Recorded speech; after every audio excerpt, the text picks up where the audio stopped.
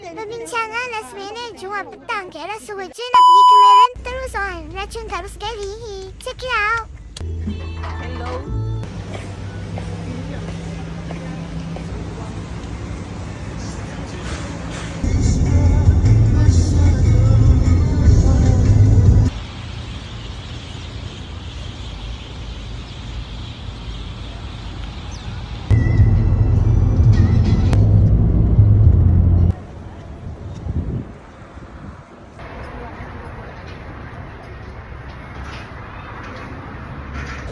Mati.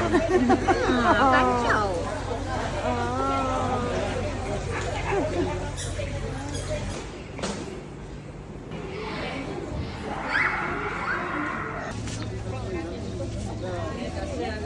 Tengok strawberry di merah ni.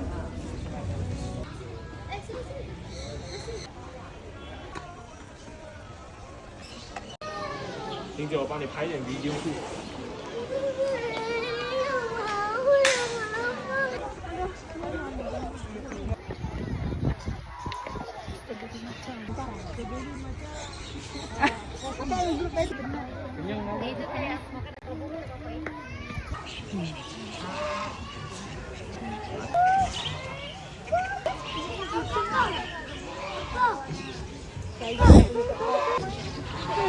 Tengok semua marah burung datang makan.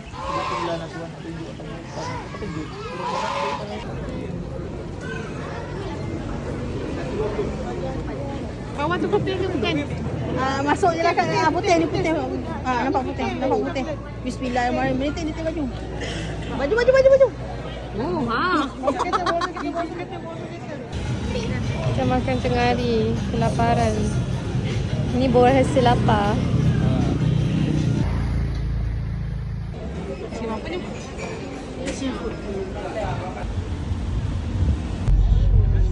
Lepas tu kita makan Maggi.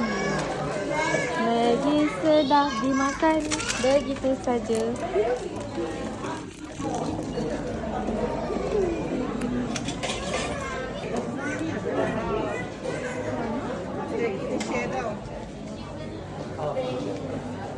Ada orang tu makan salad je. Ya ampun. Salad kan sebab dia diet. Acah-acah. Ada love lagi aiskrim dia. Tak, dia siram pokok. Apa tu terkeluar. Sampai sini.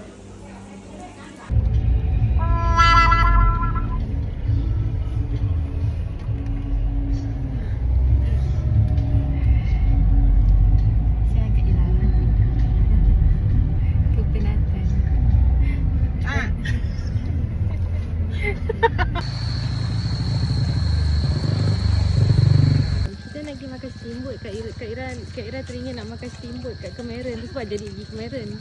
Lapau. Agak ramai orang tak ni.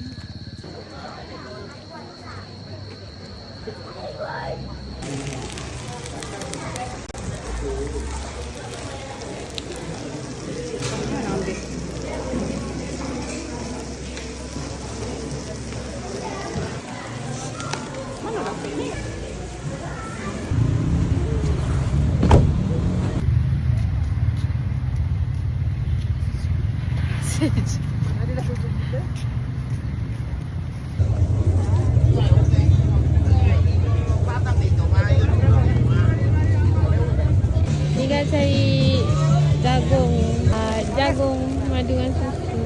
Buat buah ayam.